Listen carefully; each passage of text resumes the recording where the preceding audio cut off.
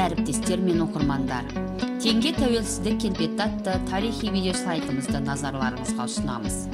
Тәуелсіздік біздің ұрпаққа берген үлкен бақыт, халқымыздың мәңгілік құндылығы. Біз бүгінге дейінгі барлық жетістігімізге тәуелсіздіктің арқасында қол жеткіздік. Тәуелсіздік біздің ең басты игілігіміз, баға жетпес құндылығымыз. Қазақстан Республикасы егеменді тәуелсіз демократиялық мемлекет. Оның өз ата заңы, мемлекеттік рәміздері, ұлттық валютасы бар. Тәуелсіздік алған елдің ең бірінші айрықша белгісі ұлттық валюта. Ол Қазақстан Республикасы көлемінде пайдаланылатын заңды төлем құралы. Ақша асыл қазына, халық байлығы. 1991 жылы Кеңес одағы ыдырағаннан кейін әрбір ел тәуелсіздігін жариялап, өзінің мемлекеттік рәміздерін қабылдады. Қазақстан өзінің елтаңбасын, туын, әнұранын заңмен бекітті. Саяси егемендігін алған ел экономикалық тәуелсіздікке де ие болу қажет. Осы орайда барлық мемлекет бұрынғы Кеңес одағының рубльдік аймағынан шығып, өзінің ұлттық валютасын шығарды. Әрбір елдің тарихында үлкен шежіре тарих жатыр. Ал біздің еліміз үшін 20 ғасырдың маңызы зор. Себебі еліміз тәуелсіздік алып, сол тәуелсіздіктің белгілеріне ие болды. Ал осы жылда еліміздің тәуелсіздігінің 30 жылдығын тойлайын деп жатырмыз. Біздің ұлттық бейнеміздің болмысымызды, тарихымызды көрсететін рәміздеріміз бар. Елтаңба, әнұран мен туымызбен бірге тағы бір белгі ұлттық теңгеміз бар.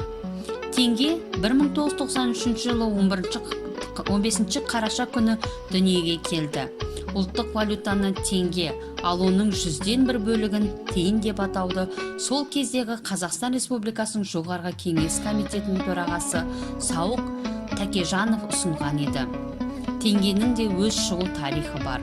Ұлттық теңгені жасауға 2 жыл уақыт қажет болды.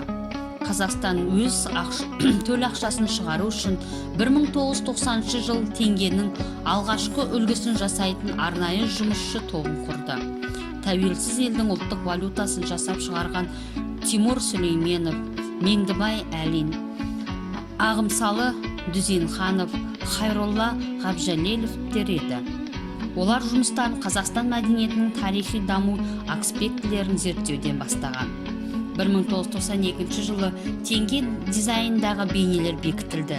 Ең алғашқы теңгемізде белгілі тарихи тұлғалардың портреттері, Алатау мен Көкшетау көріністері, Қожа Ахмет Яссауи кесенесінің бейнесі, Маңғыстаудан табылған тастағы таңбалар пайдаланылды. 1 теңгелік банкнотқа Әбу-Насыр Әл-Фараби, 3 теңгеліктерге Сүйінбай, 5 теңгелікке Құрманғазы, 10 теңгелікке Шоқан, 20 теңгелікке Абай, 50 теңгелікке Әбілхайыр хан, 100 теңгелікке Абылай хан бейнесі салынған. Теңге дизайнерлерінің бірі Прага Сәулет институтының түлегі, бірнеше халықаралық конкурстардың жеңімпазы Хайролла Ғабжалеловтың пікірінше, ақшада айтулы алаш азаматтарының бейнесін берудің бірнеше себебі бар. Біріншіден, қосымша күрделі бейнелер банкноттардың қолдан жасаудан қорғайды. Екіншіден, тарихи тұлғаларымыздың суреттері біздің жас мемлекетіміздің өз тарихы мен болмысын танытады және қазақ ақшаларының әлемдегі басқа банкноттардан даралап айрықшылықтап тұрады. Қазақстанның ақша сарайы металл тиындары шығаруға дайын болғандықтан жедел түрде қағаз түрінде шығарды. Бірақ 1 жылдан соң оларды металл тиындарға ауыстырды. 1994 жылы қағаз тиындар жезден жасалған монеталармен алмасты. 1993 жылы құрылысы басталған банкнот фабрикасы 1995 жылы толық аяқталды. 19 мамыр 95 жылы ресми ашу рәсімі өтті. Бұл стратегиялық нысанға осыншама көп журналистерге кіруге алғаш рет рұқсат берілді. Нұрсұлтан Назарбаев осында басылып шыққан алғаш миллион теңгені бүкіл Қазақстанға көрсетті. 1995 жылы Алматыда өз банкнот фабрикасының тұсауы кесілді. Қазір тәуелсіз Қазақстан төл валютасын өз елімізде басып шығарады. 2006-2011 жылғы банкнот фабрикасы ұлттық ақшаның түрлерін басып шығарды. Теңге 2006 жылы өз бейнесін өзгертті. 2006 жылғы үлгідегі банкноттар бірыңғай стильде орындалған. Суреттер бет жағында негізінен тігінен, сырт жағында көлденеңнен орналасқан. Тұтастай алғанда дизайн Қазақстанның қазіргі бейнесін көрсетеді. Барлық мемлекеттік нышандар, сәулет объектілерінің және елдің табиғат нышандарының бейнелері кіреді.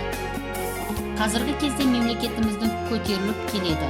Болашақта білімді, саналы азамат болып өсуіне барлық жағдай жасалуда. 1000 жасар тәуелсіз қазақ еді. Назарларыңызға рахмет.